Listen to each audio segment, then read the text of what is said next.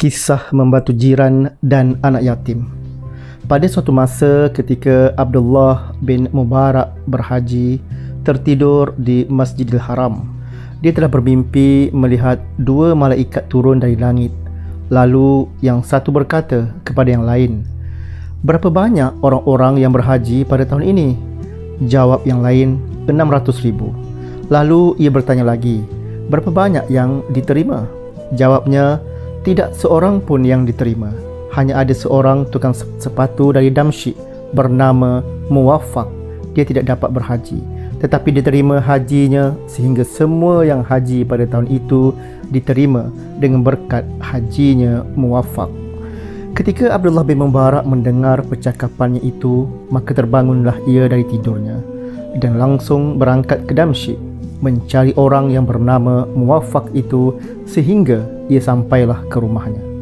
Dan ketika diketuknya pintunya, keluarlah seorang lelaki dan segera ia bertanya namanya. Jawab orang itu, "Muwaffaq." Lalu Abdullah bin Mubarak bertanya padanya, "Kebaikan apakah yang telah engkau lakukan sehingga mencapai darjat yang sedemikian itu?" Jawab Muwaffaq, "Tadinya aku ingin berhaji, tetapi tidak dapat kerana keadaanku. Tetapi mendadak aku mendapat wang 300 dirham dari pekerjaanku membuat dan menampal sepatu. Lalu aku berniat haji pada tahun ini, sedang isteriku pula hamil. Maka suatu hari dia tercium bau makanan dari rumah jiranku dan ingin makanan itu. Maka aku pergi ke rumah jiranku dan menyampaikan tujuan sebenarku kepada wanita jiranku itu. Jawab jiranku, aku terpaksa membuka rahsiaku. Sebenarnya anak-anak yatimku sudah 3 hari tanpa makanan. Kerana itu aku keluar mencari makanan untuk mereka. Tiba-tiba bertemulah aku dengan bangkai himar di suatu tempat. Lalu aku potong sebahagiannya dan bawa pulang untuk masak. Maka makanan ini halal bagi kami dan haram untuk makanan kamu."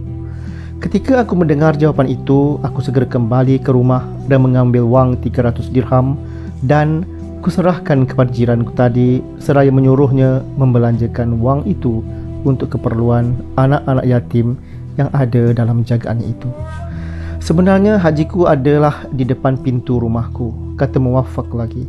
Demikianlah cerita yang sangat berkesan bahawa membantu jiran tetangga yang dalam kelaparan amat besar pahalanya, apalagi di dalamnya terdapat anak-anak yatim.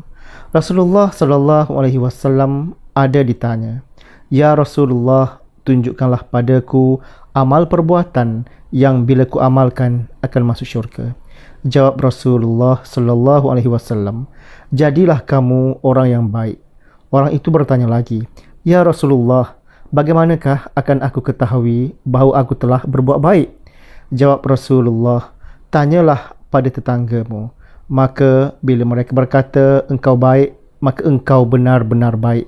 Dan bila mereka berkata engkau jahat, maka engkau sebenarnya jahat." Jadi sama-samalah kita muhasabah dan bertanya jiran kita serta berbuat kebaikan.